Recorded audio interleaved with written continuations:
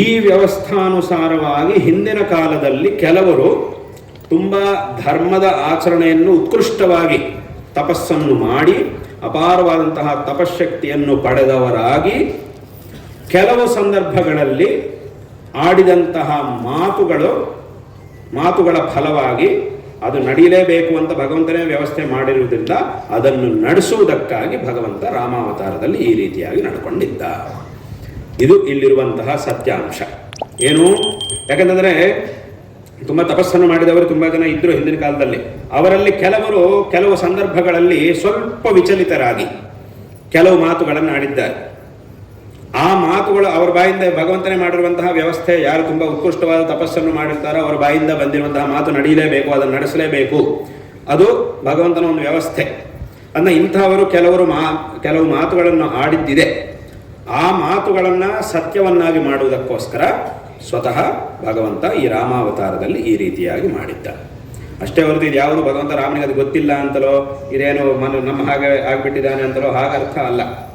ಆ ಮಾತುಗಳನ್ನು ನಡೆಸಲೇಬೇಕು, ಬಾಯಿಂದ ಬಂತು ಅಂತಂದ್ರೆ ಅದನ್ನು ನಡೆಸಲೇಬೇಕು.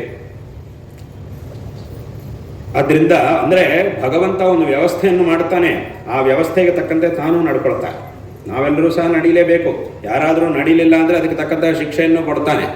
ಮತ್ತು ಸ್ವತಃ ತಾನೂ ಸಹ ಅದೇ ರೀತಿಯಾಗೇ ನಡ್ಕೊಳ್ತಾನೆ ಭಗವಂತ. ಇದು ಭಗವಂತನ ಒಂದು ಮಹತ್ವ. ಈ ರೀತಿಯಾಗಿ ಮಾತನಾಡಿದ್ರು ಏನಾಯಿತು ಅಂತ ಕೇಳಿದರೆ, ಈ ಎಲ್ಲ ವಿಚಾರಗಳನ್ನು ಸಹ ಹೇಗೆ ರಾಮಾಯಣ ಅನ್ನೋದು ಎಷ್ಟು ಒಂದು ವಿಶಿಷ್ಟವಾದಂತಹ ಗ್ರಂಥವಾಗಿದೆಯೋ ಅದೇ ರೀತಿಯಾಗಿ ಅಷ್ಟೇ ದೊಡ್ಡದಾಗಿರ್ತಕ್ಕಂತಹ ಇನ್ನೊಂದು ಗ್ರಂಥ ನಮ್ಮ ಭಾರತ ದೇಶದ ಸಂಸ್ಕೃತ ವಾಂಗ್ಮಯದಲ್ಲಿದೆ. ಅದೇ ಯೋಗ ವಾಸಿಷ್ಠ ಅನ್ನುವಂತಹ ಒಂದು ಗ್ರಂಥ. ಈ ಯೋಗ ವಾಸಿಷ್ಠ ಅನ್ನುವಂತಹ ಗ್ರಂಥ ಯಾವುದು ಅಂತ ಕೇಳಿದ್ರೆ, ವಸಿಷ್ಠರಿಗೂ ಶ್ರೀರಾಮಚಂದ್ರನಿಗೂ ಮಧ್ಯದಲ್ಲಿ ನಡೆದಿರುವಂತಹ ಒಂದು ಸಂವಾದ, ಆ ಸಂವಾದ ರೂಪವಾದಂತಹ ಒಂದು ಗ್ರಂಥವೇ ಯೋಗ ವಾಸಿಷ್ಠ ಅಂತಂದರೆ. ಇವರಿಬ್ಬರ ಆ ಸಂವಾದದಲ್ಲಿ ಅನೇಕ ವಿಧವಾದಂತಹ ವೇದಾಂತ ವಿಚಾರಗಳು ಬರುತ್ತೆ. ಆ ಸಂವಾದದಲ್ಲಿ ಅದರಲ್ಲೂ ಆ ಒಂದು ಸಂವಾದದಲ್ಲಿ ಆ ವೇದಾಂತ ವಿಚಾರಗಳು, ವೇದಾಂತ ಸಾಧನಗಳು, ಆ ಅದ್ವೈತ ತತ್ವಕ್ಕೆ ಸಂಬಂಧಪಟ್ಟಂತಹ ಅನೇಕ ವಿಧವಾದಂತಹ ವಿಚಾರಗಳನ್ನು ನಾವು ಆ ಯೋಗ ವಾಸಿಷ್ಠ ಅನ್ನುವ ಗ್ರಂಥದಲ್ಲಿ ನೋಡಬಹುದಾಗಿದೆ. ಈ ಒಂದು ಗ್ರಂಥದಲ್ಲಿ ಆರಂಭದಲ್ಲಿ ಈ ಎಲ್ಲ ಪ್ರಶ್ನೆಗಳಿಗೂ ನಾವು ಉತ್ತರವನ್ನು ತಿಳ್ಕೊಳ್ಳಬಹುದಾಗಿದೆ. ಏನು ಅಂತ ಕೇಳಿದ್ರೆ, ಮೊದಲನೇದಾಗಿ ಒಂದು ಸಲ ಬ್ರಹ್ಮಲೋಕದಲ್ಲಿ ದೇವತೆಗಳೆಲ್ಲರೂ ಸಹ ಇದ್ದರು, ಋಷಿಗಳು ಸನಕಾದಿಗಳು ಅವರೆಲ್ಲ ಇದ್ದರು. ಆ ಸಂದರ್ಭದಲ್ಲಿ ವಿಷ್ಣು ಅಲ್ಲಿಗೆ ಬರ್ತಾನೆ. ಆ ಬ್ರಹ್ಮಲೋಕಕ್ಕೆ, ಸತ್ಯಲೋಕಕ್ಕೆ ವಿಷ್ಣು ಆಗಮಿಸ್ತಾನೆ. ವಿಷ್ಣು ಬಂದಿದ್ದನ್ನೆಲ್ಲ ನೋಡಿ ಉಳಿದವರೆಲ್ಲ ಎದ್ದು ನಿಂತುಕೊಂಡು ಗೌರವ ಸೂಚಿಸ್ತಾರೆ. ಆದರೆ ಅಲ್ಲಿದ್ದಂತಹ ಸನತ್ಕುಮಾರರು ಅವರು ಮಾತ್ರ ಹಾಗೆ ಕೂತ್ಕೊಂಡಿರ್ತಾರೆ. ಅವರು ಹೇಳುವುದಿಲ್ಲ. ಯಾಕಂದರೆ ಅವರು ಜ್ಞಾನಿಗಳಾದ್ದರಿಂದ ನಮಗಿನ್ನ ಯಾವುದು ಅವಶ್ಯಕತೆ ಇಲ್ಲ, ಇದೆಲ್ಲ ಮೀರಿದವರಾದ್ದರಿಂದ ನಾವು ಇದರ ಅವಶ್ಯಕತೆ ಇಲ್ಲ ಅಂತ ಅವರು ಕೂತ್ಕೊಂಡೇ ಇರ್ತಾರೆ. ಆಗ ಜ್ಞಾನಿಯಾಗಿದ್ದರೂ ಸಹ ವ್ಯವಹಾರ ದೃಷ್ಟಿಯಲ್ಲಿ ವ್ಯವಹಾರಕ್ಕೆ ತಕ್ಕಂತೆ ನಡ್ಕೊಳ್ಳಬೇಕು ಅಂತಲೂ ಒಂದಿದೆ ಶಾಸ್ತ್ರದಲ್ಲಿ. ಅವನು ಜ್ಞಾನಿ ಆಗಿರಬಹುದು, ಆದರೆ ವ್ಯವಹಾರ ದೃಷ್ಟಿಯಲ್ಲಿ ವ್ಯವಹಾರಕ್ಕೆ ತಕ್ಕಂತೆ ನಡ್ಕೊಳ್ಳಬೇಕು ಅಂತಿದೆ. ಆದರೆ ಅದನ್ನು ಮಾಡದೇ ಇರುವುದರಿಂದ ವಿಷ್ಣುವಿಗೆ ಸ್ವಲ್ಪ ಕೋಪ ಬರುತ್ತೆ. ಕೋಪ ಬಂದು ಆ ಸನತ್ಕುಮಾರರನ್ನು ನೋಡಿ ಹೇಳ್ತಾನೆ, ನೋಡು, ನಿನಗೆ ನಾನು ತುಂಬ ದೊಡ್ಡ ಜ್ಞಾನಿ ಅನ್ನುವಂತಹ ಒಂದು ಅಹಂಕಾರ ನಿನಗಿದ್ದು ನೀನು ಗೌರವವನ್ನು ಸೂಚಿಸಲಿಲ್ವಾದ್ದರಿಂದ ನಿನಗೆ ಈ ಜ್ಞಾನವನ್ನು ನಿನಗೆ ಪುನಃ ವಾಸ್ತವ ಜ್ಞಾನ ಬಂದ ಮೇಲೆ ಪುನಃ ಜನ್ಮ ಮರಣಗಳು ಬರುವುದಿಲ್ಲ. ಆದರೆ ಪುನಃ ನಿನಗೆ ಇನ್ನೊಂದು ಸಲ ಜನ್ಮವನ್ನು ಪಡೆಯಬೇಕಾಗಿ ಬರುತ್ತೆ ಅಂತ ಒಂದು ಶಾಪವನ್ನು ವಿಷ್ಣು ಕೊಡ್ತಾನೆ. ಆಗ ಸನತ್ಕುಮಾರರು ಅವರು ಏನು ಕಡಿಮೆ ಅಲ್ಲ, ಅವರು ಸಹ ತುಂಬ ದೊಡ್ಡ ಜ್ಞಾನಿಗಳು, ಅವರ ಹತ್ರನೂ ತುಂಬ ತಪಶಕ್ತಿ ಇದೆ. ಹಾಗಾಗಿ ಅವರು ಸಹ ಏನು ಮಾಡಿದರು ಅಂತಂದರೆ, ಜ್ಞಾನಿಯಾಗಿರ್ತಕ್ಕಂಥವನಿಗೆ ಯಾವುದೂ ಇಲ್ಲ ಅಂತ ಇರಬೇಕಾದ್ರೆ ನಾನು ಪುನಃ ಇದನ್ನು ಮಾಡಲಿಲ್ಲ ಅದನ್ನು ಮಾಡಲಿಲ್ಲ ಅಂತ ಇಚ್ಛೆಯಾಗಿ ನನ್ನ ಮೇಲೆ ಆರೋಪ ಮಾಡಿ ನನಗೆ ಈ ಥರ ಶಾಪ ಕೊಟ್ಟಿದ್ದೀರಿ, ಅದರಿಂದ ನಿಮ್ಮ ನಡವಳಿಕೆ ಸರಿ ಇಲ್ಲ, ಅದರಿಂದ ನಾನು ನಿಮಗೆ ಶಾಪ ಕೊಡ್ತೀನಿ ಅಂಥೇಳಿ ಏನು ಹೇಳ್ತಾರೆ ಅಂತಂದರೆ, ನಿನಗೂ ಸಹ ನೀನು ಪರಮಾತ್ಮ, ನಾನು ಪಾಲಕನಾಗಿದ್ದೆ, ನಾನು ಪರಮಾತ್ಮನಾಗಿದ್ದೇನೆ ಅನ್ನುವಂತಹ ಒಂದು ಭಾವನೆ ನಿನಗಿದೆ. ಆದ್ದರಿಂದ ಇದೆಲ್ಲ ಹೋಗಿ ನೀನು ಸ್ವಲ್ಪ ಕಾಲ ಅಜ್ಞಾನಿಯಂತೆ ವರ್ತಿಸಬೇಕಾಗುವಂತಹ ಸಂದರ್ಭವೂ ಬರುತ್ತೆ ಅಂತ ಹೇಳ್ತಾರೆ ಇವರು. ಅಜ್ಞಾನಿಯಂತೆ, ಯಾಕಂದರೆ ಭಗವಂತನಿಗೆ ಅಜ್ಞಾನ ಅನ್ನೋದು ಇರುವುದೇ ಇಲ್ಲ, ಆದರೆ ಅಜ್ಞಾನಿಯಂತೆ ನೀನು ಸಹ ವರ್ತಿಸಬೇಕಾದಂತಹ ಸ್ವಲ್ಪ ಕಾಲ ಈ ರೀತಿಯಾಗಿ ಇರಬೇಕಾದಂತಹ ಪರಿಸ್ಥಿತಿ ಬರುತ್ತೆ ಅಂತ ಇವರು ಸಹ ಒಂದು ಮಾತನ್ನು ಹೇಳ್ತಾರೆ. ಅವರ ಬಾಯಿಂದ ಆ ಮಾತು ಬಂತು. ಹಾಗಾಗಿ ಅಲ್ಲಿ ರಾಮಾಯಣದಲ್ಲಿ ಅದೇ ಈಗ ಹೇಳಿದಂತೆ ಅನೇಕ ಸಂದರ್ಭಗಳಲ್ಲಿ ಈ ಜಿಂಕೆ ಅಂತಂದ್ರೆ ಇದು ಬರೀ ಮಾಯೆ ಅಷ್ಟೇ, ಇದು ವಾಸ್ತವ ಅಲ್ಲ ಅನ್ನೋ ವಿಷಯ ಭಗವಂತನಿಗೆ ಯಾಕೆ ಗೊತ್ತಾಗಲಿಲ್ಲ, ಆ ಜ್ಞಾನ ರಾಮನಿಗೆ ಯಾಕೆ ಬರಲಿಲ್ಲ ಅಥವಾ ಅಮ್ಮನವರನ್ನು ರಾವಣ ಅಪಹರಣ ಮಾಡಲಿಕ್ಕಿದ್ದಾನೆ ಅನ್ನೋ ವಿಷಯ ಯಾಕೆ ತಿಳಿದು ಬರಲಿಲ್ಲ, ಅಪಹರಣ ಆದಮೇಲೆ ರಾವಣನೇ ಅಮ್ಮನವ್ರನ್ನ ಅಪಹರಣ ಮಾಡಿದ್ದು ಅನ್ನುವಂತಹ ವಿಚಾರ ಯಾಕೆ ಗೊತ್ತಾಗಲಿಲ್ಲ.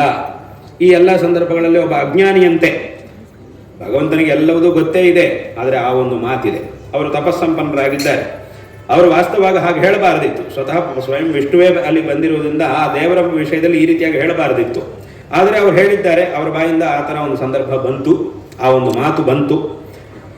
ಅದು ಹೇಗೆ ಹೇಳಿದ್ದಾರೆ, ಅವರು ವಿಚಲಿತರಾಗಿ ಹೇಳಿದ್ದಾರಾ, ಹೇಗೆ ಹೇಳಿದ್ದಾರೆ ಅನ್ನೋದೆಲ್ಲ ಆಮೇಲೆ ಅವರ ಬಾಯಿಂದ ಬಂತು ಅಂತಂದರೆ ಅದು ನಡೀಲೇಬೇಕು ಅನ್ನುವ ವ್ಯವಸ್ಥೆಯನ್ನು ತಾನೇ ಮಾಡಿರುವುದರಿಂದ, ಅದರೊಳಗೂ ಈಗ ಬಂದಿರುವಂತಹ ಮಾತು ತನ್ನ ವಿಷಯದಲ್ಲೇ ಆಗಿರುವುದರಿಂದ ಅದನ್ನು ನಡೆಸಬೇಕಾದದ್ದು ತನ್ನ ಕರ್ತವ್ಯ. ಹಾಗಾಗಿ ಭಗವಂತ ರಾಮನ ಅವತಾರದಲ್ಲಿ ಈ ರೀತಿಯಾಗಿ ನಡೆದಂತೆ ಕೆಲವು ಸಂದರ್ಭಗಳಲ್ಲಿ ನಮಗೆ ಕಾಣುತ್ತೆ. ಆದ್ದರಿಂದ ಇದು ಮೊದಲನೇ ವಿಷಯ. ಇನ್ನು ಎರಡನೇದು ಯಾವುದು ಅಂತಂದರೆ, ಒಂದು ಸಲ ರಾಮ ಈ ಭೃಗು ಮಹರ್ಷಿಗಳು ಅಂತಿದ್ದಾರೆ.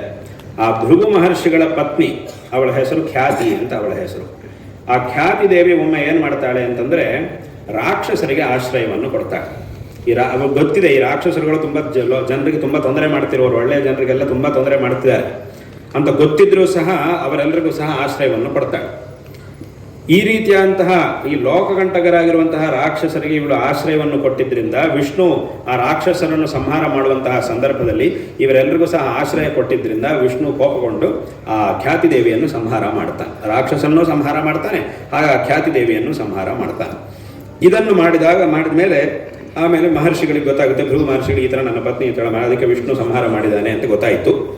ಗೊತ್ತಾದಾಗ ಆಗ ಮಹರ್ಷಿಗಳು ಅವರೇನು ಮಾಡ್ತಾರೆ, ಅವ್ರಿಗೆ ಗೊತ್ತಿದೆ ಭಗವಂತ ಈ ಥರ ಮಾಡಿದ್ದಾನೆ ಅಂತಂದರೆ ಅದು ಅದರ ಹಿಂದೆ ಕಾರಣ ಇದ್ದೇ ಇರುತ್ತೆ, ಈ ಥರ ಮಾಡಿದ್ದಾನೆ ಅಂದರೆ ಕಾರಣ ಇದ್ದೇ ಇರುತ್ತೆ. ಆದರೆ ಏನಾಯಿತು, ಆ ಪತ್ನಿಯ ಮೇಲೆ ಒಂದು ಸ್ವಲ್ಪ ಮೋಹ ಅದೊಂದು ಇರುವುದರಿಂದ, ಅಷ್ಟು ದೊಡ್ಡ ಮಹರ್ಷಿಗಳು ಬ್ರಹ್ಮರ್ಷಿಗಳಾದರೂ ಸಹ ಆ ಒಂದು ಮೋಹ ಮನಸ್ಸಿನಲ್ಲಿ ಇದ್ದಿದ್ದಾದ್ದರಿಂದ ಈ ಥರ ಪತ್ನಿಗೆ ಈ ಥರ ಆದ ತಕ್ಷಣ ಅವರಿಗೆ ದುಃಖ ಆಯಿತು. ಆ ದುಃಖದಲ್ಲಿ ಅವರೇನು ಮಾತಾಡಿದರು ಅಂತಂದರೆ, ನಿನಗೂ ನನ್ನ ಹಾಗೇನೆ ಪತ್ನಿ ವಿಯೋಗ ಆಗುತ್ತೆ ಅಂತ ಒಂದು ಶಾಪವನ್ನು ಹೇಳಿದ್ದಾರೆ, ಒಂದು ಮಾತನ್ನು ಅವರು ಹೇಳಿದ್ದಾರೆ.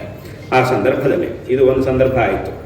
ಪುನಃ ಇನ್ನೊಂದು ಸಂದರ್ಭ ಏನಾಯಿತು ಅಂತಂದರೆ, ಭಗವಂತ ನರಸಿಂಹನ ಒಂದು ಅವತಾರದಲ್ಲಿ ಹಿರಣ್ಯಕಶ್ಯಪನನ್ನು ಸಂಹಾರ ಮಾಡಿದ ಮೇಲೂ ಇನ್ನೂ ಭಗವಂತನ ಕೋಪ ಕಡಿಮೆ ಆಗಲಿಲ್ಲ. ಆಗ ಆ ಭಗವಂತ ಆ ಕೋಪದಲ್ಲೇ ಇಡೀ ಜಗತ್ತಿನಲ್ಲೆಲ್ಲ ಕಡೆಯೂ ಸಹ ಸಂಚಾರ ಮಾಡ್ತಾ ಇತ್ತು. ಇಡೀ ಜಗತ್ತೇ ತುಂಬ ನಡುಗ್ತಾ ಇತ್ತು, ತುಂಬ ಹೆದರ್ಕೊಂಡಿತ್ತು. ಎಲ್ಲ ಕಡೆಯೂ ಸಹ ನರಸಿಂಹಸ್ವಾಮಿ ಸಂಚಾರವನ್ನು ಮಾಡ್ತಾ ಇದ್ದ. ಕೋಪ ಕಡಿಮೆ, ಯಾರಿಗೂ ಸಹ ಕೋಪವನ್ನು ಕಡಿಮೆ ಮಾಡಲಿಕ್ಕೆ ಸಾಧ್ಯವಾಗದೇ ಇರುವಂತಹ ಸಂದರ್ಭದಲ್ಲಿ ಒಂದು ನದಿ ತೀರದಲ್ಲಿ ನರಸಿಂಹಸ್ವಾಮಿ ಆ ಉಗ್ರ ರೂಪದಲ್ಲಿ ಸಂಚಾರವನ್ನು ಮಾಡ್ತಾ ಇದ್ದಾಗ ಆ ನದಿಯಿಂದ ನೀರನ್ನು ತೆಗೆದುಕೊಳ್ಳುವುದಕ್ಕಾಗಿ ಒಬ್ಬಳು ಗೃಹಿಣಿ ಅಲ್ಲಿಗೆ ಬಂದಾಗ ನರಸಿಂಹನ ಆ ಉಗ್ರ ರೂಪವನ್ನು ನೋಡಿ ಹೆದರಿಕೊಂಡು ಅಲ್ಲೇ ಪ್ರಾಣವನ್ನು ಬಿಡ್ತಾಳೆ. ತದನಂತರ ಅವಳ ಪತಿಗೆ ಈ ವಿಷಯ ಗೊತ್ತಾಗಿ ಆವಾಗಲೂ ಸಹ ಇದೇ ಥರ ಪರಿಸ್ಥಿತಿ ಬಂದು, ಆ ಪತ್ನಿಯಿಂದ ಮೋಹದಿಂದ ಆ ಒಂದು ಪರಿಸ್ಥಿತಿ ಬಂದು, ದುಃಖ ಬಂದು ಮನಸ್ಸಿನಲ್ಲಿ ತುಂಬ ದುಃಖ ಉಂಟಾಗಿ ಆ ನರಸಿಂಹನ ರೂಪದಲ್ಲಿರುವಂತಹ ವಿಷ್ಣುವನ್ನು ನೋಡಿಕೊಂಡು ಈ ಮಾತನ್ನು ಆಡ್ತಾನೆ. ಏನು ಅಂತಂದರೆ, ಅವನು ಸಹ ತುಂಬ ತಪಸ್ಸಂಪನ್ನನಾಗಿದ್ದ, ಅವಳ ಪತಿ. ಆಗ ಅವನೇನು ಹೇಳಿದ್ದಾನೆ ಅಂತಂದರೆ, ನೀನು ರಾಕ್ಷಸನ ಸಂಹಾರ ಮಾಡಿ ಆಯಿತು, ಅವನು ಸಂಹಾರ ಮಾಡುವುದಕ್ಕೋಸ್ಕರ ಈ ಉಗ್ರ ರೂಪವನ್ನು ಧಾರಣೆ ಮಾಡಿದ್ದು, ಅವನ ಸಂಹಾರವನ್ನು ಮಾಡಿ ಆಯಿತು. ಆದಮೇಲೂ ಪುನಃ ಇದೇ ಉಗ್ರ ರೂಪದಲ್ಲಿ ಇನ್ನೂ ಇದೇ ಎಲ್ಲ ಕಡೆಯೂ ಸಂಚಾರ ಮಾಡ್ತಾ ಬಂದಿದ್ದರಿಂದಲೇ ಇವತ್ತಿನ ದಿವಸ ನನಗೆ ಪತ್ನಿ ವಿಯೋಗ ಆಯಿತು. ವಿನಾಕಾರಣ, ಏನು ಕಾರಣವೇ ಇಲ್ಲ, ವಿನಾಕಾರಣ ವಧ ಆಗೋಯಿತು. ಈಗಲೂ ಸಹ ಈ ಒಂದು ಕೋಪವನ್ನೇ ಇಟ್ಟುಕೊಂಡಿದ್ದರಿಂದ ನೀನು ನನ್ನ ಪತ್ನಿಯು ಪ್ರಾಣವನ್ನು ಬಿಟ್ಟಿದ್ದಾಳೆ, ನನಗೆ ವಿಯೋಗ ಬಂತು, ಅದನ್ನ ನಿನಗೂ ಸಹ ಇದೇ ರೀತಿಯಾಗಿ ಪತ್ನಿ ವಿಯೋಗ ಆಗಲಿ ಅಂತ ಇನ್ನೊಂದು ಶಾಪವನ್ನು ಅವನು ಹೇಳ್ತಾನೆ. ಅದೇ ರೀತಿ ಇನ್ನೊಂದು ಸಲ ಏನಾಯಿತು ಅಂತಂದರೆ, ಹಿಂದೆ ಒಬ್ಬ ಜಲಂಧರ ಅಂತ ಒಬ್ಬ ರಾಕ್ಷಸ ಇದ್ದ. ಆ ಜಲಂಧರ ಅನ್ನುವಂತಹ ಒಬ್ಬ ರಾಕ್ಷಸ, ಅವನು ಸಹ ಎಲ್ಲರಿಗೂ ಸಹ ತುಂಬ ತೊಂದರೆಯನ್ನು ಮಾಡ್ತಾ ಇದ್ದ. ಈ ದೇವತೆಗಳೆಲ್ಲ ತುಂಬ ಸಲ ಅವನನ್ನು ಸಂಹಾರ ಮಾಡಬೇಕು ಅಂತ ಪ್ರಯತ್ನ ಮಾಡಿದ್ರು, ಆದರೆ ಎಷ್ಟು ಪ್ರಯತ್ನ ಮಾಡಿದ್ರು ಅವನ ಸಂಹಾರ ಆಗಲಿಲ್ಲ. ಯಾಕೆ ಆಗಲಿಲ್ಲ ಅಂತಂದರೆ, ಅವನಿಗೆ ಅವನ ಪತ್ನಿಯ ಒಂದು ಪಾತಿವ್ರತ್ಯ ಅದು ಒಂದು ಕವಚವಾಗಿತ್ತು. ಅವನ ಪತ್ನಿ ತುಂಬ ದೊಡ್ಡ ಪತಿವ್ರತೆ ಆಗಿದ್ದರಿಂದ ಅವಳ ಒಂದು ಪಾತಿವ್ರತ್ಯ ಪತಿಗೆ ರಕ್ಷಣಾ ಕವಚವಾಯಿತು. ಪತ್ನಿಯ ಪಾತಿವ್ರತ್ಯ ಪತಿಗೆ ರಕ್ಷಣಾ ಕವಚವಾಗುತ್ತೆ, ಇದನ್ನು ನಮ್ಮ ಶಾಸ್ತ್ರಗಳು ಹೇಳ್ತಾ ಇವೆ. ಆದ್ದರಿಂದ ಅವಳು ಅಷ್ಟು ದೊಡ್ಡ ಪತಿವ್ರತೆ ಆಗಿದ್ದರಿಂದ ಇವನು ಎಷ್ಟೇ ದೊಡ್ಡ ರಾಕ್ಷಸನಾದರೂ ಎಷ್ಟೇ ತೊಂದರೆಯನ್ನು ಮಾಡಿದರೂ ಸಹ ಯಾರಿಗೂ ಸಹ ಅವನನ್ನೇನು ಮಾಡಲಿಕ್ಕೆ ಸಾಧ್ಯ ಆಗ್ತಾ ಇಲ್ಲ. ಅಂದರೆ ಆ ಪಾತಿವ್ರತ್ಯಕ್ಕೆ ಅಷ್ಟು ಶಕ್ತಿ ಇದೆ.